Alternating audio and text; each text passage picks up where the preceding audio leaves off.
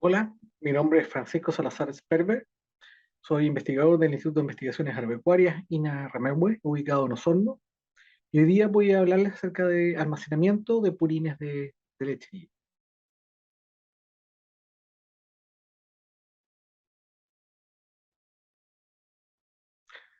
Como contenido, vamos a hablar acerca de la conducción y almacenamiento de purines en predios lecheros, aspectos importantes a considerar en la construcción de los pozos de almacenamiento, acerca de infraestructura complementaria de los pozos purineros, el uso de separadores, los pozos de almacenamiento, los tipos de pozos de almacenamiento de purines y finalmente una comparación de pozos de almacenamiento. En otra parte, en otro aspecto, vamos a hablar acerca de la preparación del personal en la gestión, buen manejo de purines y aspectos de seguridad con algunas recomendaciones. Primero, entonces, vamos a hablar acerca de conducción y almacenamiento de purines en predios lecheros. Aspectos importantes a considerar en la construcción de los pozos. Tenemos varios aspectos importantes a considerar. Lo primero es saber dónde nosotros vamos a construir el pozo purinero dentro del predio lechero, a qué distancia va a estar de la sala de ordeña, cuál va a ser la pendiente que le vamos a dar a los canales para conducir los purines hacia ellos y sobre qué material de impermeabilización vamos a trabajar. En esto es muy importante tener en cuenta las construcciones previas o preexistentes en el predio cuando uno hace un hoyo para poder hacer el pozo purinero, que hay que tener cuidado con por ejemplo, los tubos de drenaje o cables de conexión. Y aquí es muy importante y relevante tener los planos de la lechería donde se estén haciendo la construcción, eh, y evitar, digamos, dañar estos sistemas de conducción o sistemas eléctricos que hayan estado previos a la construcción del pozo purinero. En cuanto a la capacidad de almacenamiento de los pozos, a lo menos aconsejamos a tener una capacidad de 2 a 3 meses. Para esto es para evitar aplicaciones en épocas inadecuadas, y cuando hablo de épocas inadecuadas, estoy refiriéndome principalmente a invierno, ¿cierto? Sobre todo en predios que están ubicados en sectores de alta pluviometría, y también aplicaciones en verano, producto de que puede haber una alta volatilización de amoníaco y alta generación de olores durante la aplicación de purina. El nivel freático del suelo es muy relevante. Esto puede dañar pozos, puede romper pozos y por lo tanto es indispensable saber cómo es el nivel freático en el suelo. Si no existiese la posibilidad de construir en otro lado, habría que hacer alguna zanja de drenaje perimetral para evitar, digamos, el ingreso de agua al pozo purinero o el daño, digamos, de la estructura que lo esté impermeabilizando. Entonces, ahí se pueden hacer este tipo de construcciones. Idealmente es poder evitar esto y construir un sector que la napa no sea tan alta o que no haya tanto movimiento de la napa freática. En sectores donde no se puede hacer, va a haber que construir sobre el suelo, haciendo un talud hacia arriba y ahí colocar el pozo purinero. En cuanto a la profundidad, normalmente los pozos purineros, esto no hay una regla aquí, pero normalmente son construidos a 3 o 4 metros, que es el largo de la máquina de excavación, que es una profundidad bastante buena o eficiente para poder hacer un buen agitado del pozo durante el mezclado previo a su aplicación al suelo. En cuanto al talud, aquí especialmente en pozos que son impermeabilizados con polietileno de alta densidad o con PVC, o pozos que pudiesen ser construidos en tierra, hay que hacer un talud que evite, digamos, que las paredes colapsen y se vayan a caer dentro del pozo. Y por lo tanto, eh, hay que darle ese talud dependiendo de las condiciones del suelo donde nosotros estamos construyendo. En cuanto a la forma, normalmente se recomienda que sea en forma circular, y esto es para que durante el momento de agitado del purino, el premezclado, previo a la aplicación al suelo, hay una buena mezcla y homogeneidad de lo que se está ahí. Normalmente, si dejamos mucho tiempo los purines en un pozo purinero, vamos a encontrar una costra en la parte superior, una parte líquida en la parte media y finalmente sólidos depositados en su fondo. Y esto significa también que hay distinto contenido de nutrientes en cada una de esas capas, y es muy importante poder mezclar el purín previo a su aplicación. Por esto que la forma ideal es la forma circular, pero no necesariamente es la única, pueden haber formas ovoidales o formas rectangulares, si es que tenemos sistemas de agitación que son eficientes y pueden evitar, digamos, que se produzcan zonas muertas dentro de esto. En cuanto a la ubicación, ya un poco mencioné, va a depender, o sea, tener una capacidad de almacenamiento a lo menos de 2 a 3 meses, sugiero 3 meses a lo menos, y esto va a depender de la cantidad de purines que se estén generando en el predio. Para esto, obviamente, hay que conocer cuál es la cantidad de purines que se genera en el predio, y esto fue tratado en otro de los videos, y que ustedes sepan cuánto es lo que se produce, ojalá mensualmente, y con eso poder tener la capacidad de almacenamiento que se necesita. Ahora, si es que también existe la posibilidad de tener un pozo ubicado cercano a la sala de ordeña y tener otro más distante, por ejemplo, en un sector que normalmente queda lejano de la sala, que es como un sector de corte, y tener un segundo pozo y trasvasijar desde el pozo principal hasta este para hacer una aplicación desde el otro pozo hacia potreros que son inaccesibles desde el pozo número 1 que está ubicado al lado de la sala de ordeña. En cuanto al aspecto o todo lo que es mantención, el pozo debe contener o debe tener una mantención periódica, manteniendo el pasto corto, manteniendo libre de roedores y mantener un cercado alrededor y perimetral del predio. Otros aspectos importantes a considerar, acá tenemos distintos materiales utilizados en el sellado de los pozos purineros. Tenemos pozos purineros construidos en hormigón, pozos con lo que normalmente se llama chicoteado o estucado, con una estructura de malla, pero con una capa más delgada de hormigón. Y en estos dos casos es muy relevante que el material que se use, que la mezcla, tenga un impermeabilizante que evite la corrosión producto del ácido láctico presente en el purín, producto del proceso. Y lo otro importante es que, por ejemplo, en el caso de un pozo de hormigón, no necesariamente este asegura que vaya a ser impermeable. Si el hormigón fue hecho de mala forma, y por ejemplo aquí se encuentran ciertas grietas, producto que se construyó como por etapas, ¿no es cierto?, por partes, quedan estas grietas y estas fisuras y por lo tanto este purín puede escurrir o puede infiltrar hacia capas de subterráneas, que es lo que nosotros no queremos. En el caso del polietileno de alta densidad, que es este material que está acá, tenemos materiales de 1 milímetro, de 2 milímetros, o de acuerdo a los requerimientos que se necesiten. Este permite adaptarse a cualquier superficie que exista, pero también hay que tener los cuidados, digamos, de que se deje bien anclado al suelo, como es esta zanja que ustedes la ven, donde se está anclando el material del polietileno de alta densidad en el suelo, y esto permite tener una capacidad de almacenamiento importante con un pozo impermeabilizado, ¿cierto? Y que debe ser manejado de forma correcta. En esto es relevante para este tipo de materiales que son de tipo plástico o de polietileno, que cuando se hacen las labores de agitación o labores de mezclado del purín con bombas, se tenga mucho cuidado de no romper este impermeabilizado, porque si no va a empezar a filtrar bajo la superficie del pozo purinero o en los costados donde se haya hecho el daño a este material. Otra infraestructura complementaria, que es muy útil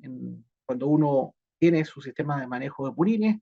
es en el canal purinero colocar una reja que evita que llegue cualquier material extraño al pozo purinero. Solamente debiera llegar materiales líquidos, producto del proceso del paso de las vacas por ahí, fecas, orinas, agua, ¿cierto? Y todo lo que son las aguas del lavado de los equipos de ordeña, pero no debiera llegar otro tipo de materiales de desecho, que puedan ir finalmente a parar al pozo purinero, como por ejemplo guantes o jeringas de terapia de secado, o a veces palos que quedan por ahí dando vuelta en el patio y que finalmente llegan a parar al pozo purinero y que podrían dañar los equipos. Y aquí simplemente colocar una rejilla que le evita, digamos, de que por error involuntario que pueda ir alguno de estos materiales y que pueda ir a parar al pozo purinero. También es muy importante el uso de trampas de piedra y arena previo al pozo purinero. Acá tenemos una vista donde se ve una entrada, ¿cierto?, a esta trampa, y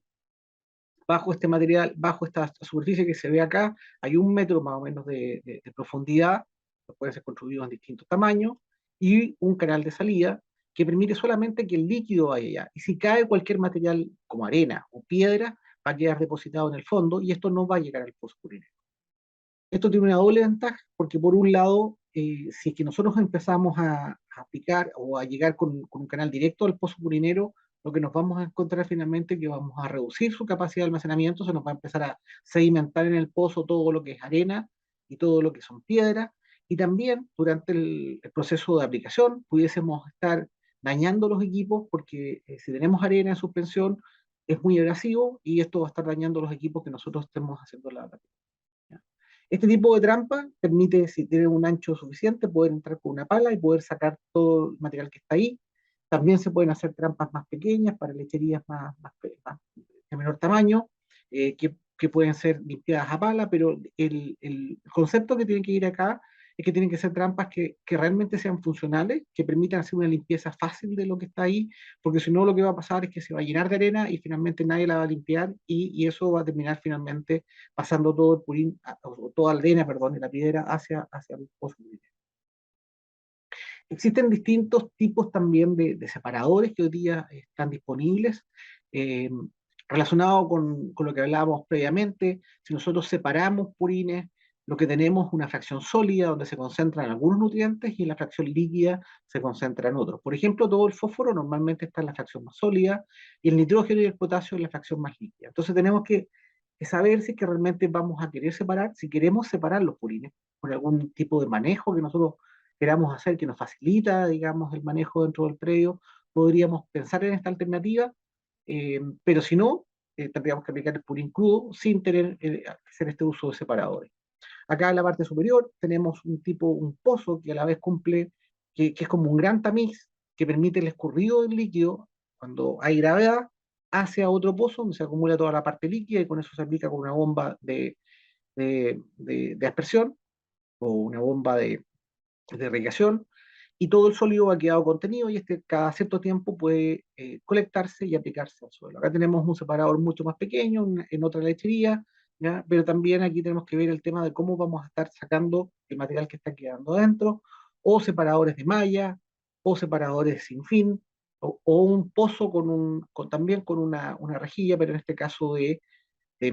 cemento, que permite, digamos, separar una fracción líquida de una fracción sólida, como la foto que está abajo. Entonces, hay distintas alternativas, pero la pregunta es si queremos hacerlo así,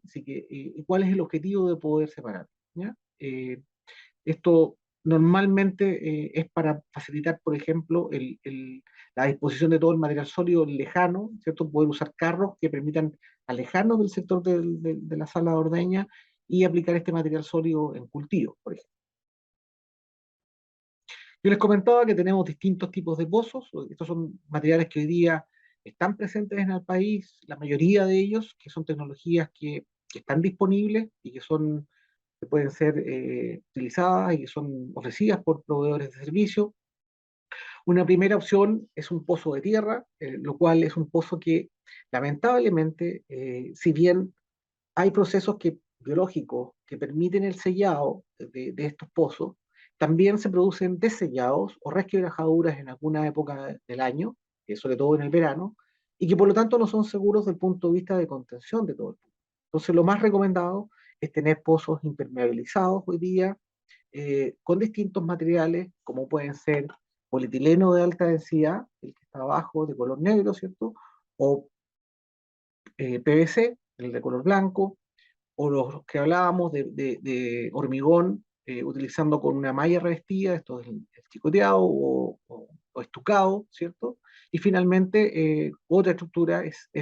el hormigón armado, que es una estructura mucho más sólida. En el caso de estos, del polivinilo de alta densidad, del PVC, el revestimiento con cemento, necesitamos un talud para evitar que las murallas se colapsen y se desmoronen, ¿cierto? En el caso del hormigón, pueden ser las murallas rectas. Y en caso de usar cemento, como ya lo mencionaba previamente, es muy importante que este sea tratado, que tenga un impermeabilizante y ojalá algo que evite, digamos, que haya una corrosión producto del ácido láctico. También otra forma de almacenar los purines, y que están disponibles hoy día en Chile, es el uso de esta geomembrana, que es finalmente, imagínense, una forma de un guatero gigante o una bolsa gigante, que lo que hace es colectar el purín e infiltrar toda la parte líquida y el sólido va quedando dentro. ¿Ya? Pero en algún momento hay que sacar ese sólido y algunos de estas geomembranas son reutilizables, pero otras no, y por lo tanto también ahí hay un tema que hay que manejar. El uso de digestores también es otra alternativa, ¿cierto? Sellar el pozo purinero por abajo y el uso de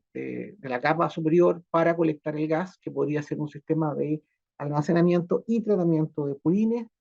Y como tecnología ya de punta está el uso de pozos, por ejemplo, que en este caso es en Inglaterra, de pozos en acero que es recubierto, que le evita, digamos, la corrosión, es que están techados y que están, si se fijan, sobre la superficie del suelo, lo cual cualquier infiltración puede ser observada y puede ser mejorada, digamos, para evitar que se produzca esta infiltración. Entonces existen distintas alternativas y esto va a depender del predio en donde se estén utilizando y las características que existan en él. Aquí hay una comparación con juicio experto de distintos parámetros en cuanto a los distintos tipos de pozos que hay, el pozo de tierra, pozo de polietileno, perdón, de PVC, pozo de polietileno de alta densidad, el revestido con hormigón, que es el chicoteado, ¿cierto? Y el hormigón. Tenemos distintos tiempos de construcción, desde menos tiempo a mayor tiempo, la posibilidad de aumentar el tamaño, en algunos sí, en algunos no, la flexibilidad ante la napa freática, el riesgo del daño por mal uso de la maquinaria, la mantención, el riesgo de infiltración, el costo, y aquí me voy a tener, normalmente los hormigones son mucho más caros, ¿cierto? Que, por ejemplo, un polietileno de alta densidad y que de construir un pozo en tierra. Y finalmente, el cumplimiento de la normativa. Eh, si bien no hay una normativa específica para el manejo de purines, sí es importante respetar alguna normativa como el Decreto Supremo 96, que es para la 46, perdón, que es para el escurrimiento, para la infiltración hacia cursos de agua subterráneos, y aquí hay que demostrar que no infiltra. ¿Ya? En el caso de los que son impermeabilizados, no se necesitan porque se entiende que los materiales que han sido utilizados evitan la infiltración hacia napas subterráneas. Entonces hay distintas características y esto de nuevo va a depender de las características del predio para saber cuál es una u otra tecnología a utilizar. En cuanto a la preparación del personal, la gestión, buen manejo de purines y aspectos de seguridad, eh, es importante y muy importante capacitar al personal en el manejo y uso de purines de lechería, que ellos sepan qué es lo que hay que hacer, cómo se maneja, existe un encargado del manejo de purines en el predio que sea el responsable, que vele por el buen manejo de los purines, y los trabajadores que tengan manejo de purines o tengan acciones, digamos, durante la aplicación o durante el manejo de los purines, deberán eh, tener disponibles los elementos de protección personal recomendados por las instancias correspondientes para este tipo de trabajo, como por ejemplo la Asociación Chilena de Seguridad, el Instituto de Seguridad Previsional, la Mutual u otros que hacen recomendaciones referentes a qué es lo que se debe utilizar. El pozo urinero también deberá estar cercado perimetralmente y colocarse señaléticas, como se observa en estas fotos, ¿cierto? El pozo debe estar limpio, libre por ejemplo, malezas, y cortado, mantenido muy bien. Y, eh, y lo otro es que tenga señalética para el no ingreso de personal que no esté autorizado al manejo de purina y que no tenga los elementos de protección personal que son adecuados, acordes al manejo que haya que hacer. Tienes, ya se mencionaba, mantener limpio con los bordes de superficie, evitar la presencia de roedores. Si nosotros tenemos un lugar que es sucio, que no está bien manejado, que acumulamos basura o residuos o pasto muy largo, vamos a tener problemas con roedores, vamos a tener cananículos que van a formar ellos, y por lo tanto podrían estar también dañando la estructura si es de algún tipo de material plástico. Durante el manejo de purines también se debe informar al encargado jefe directo de estas acciones, o sea, tiene que saber el encargado de purines qué es lo que se está haciendo en el predio, si se está aplicando, si se está agitando, si se está colectando una muestra de purines, porque obviamente es un sector de riesgo, es un sector donde en el caso de los polietilenos o los PVC son bastante refalosos, y por lo tanto el manejo que se haga alrededor del pozo durante y previo y, y durante la aplicación es muy importante. Y aquí es necesario demarcar también claramente los límites del pozo, ¿cierto? ¿Dónde está el pozo purinero? Que quede claramente establecido dónde está el pozo y no sea una cosa que esté muy mal manejada por el pasto muy largo y una persona accidentalmente pueda caer ahí. Se recomienda también como una medida de seguridad instalar una escalera en al menos uno de los costados del pozo. Esto es posible hacer una escalera, una cuerda o cualquier cosa para evitar que si alguien se cayera por algún accidente, no pueda salir de ahí porque es muy refaloso y por las paredes no puede que tenga que quedarse. Y por lo tanto, una pequeña escalera de emergencia se podría también ubicar. Eso es con respecto al almacenamiento de purines. Espero que les sirva y que tengan un muy buen manejo de los purines de lechería y un muy buen almacenamiento de ellos. Muchas gracias.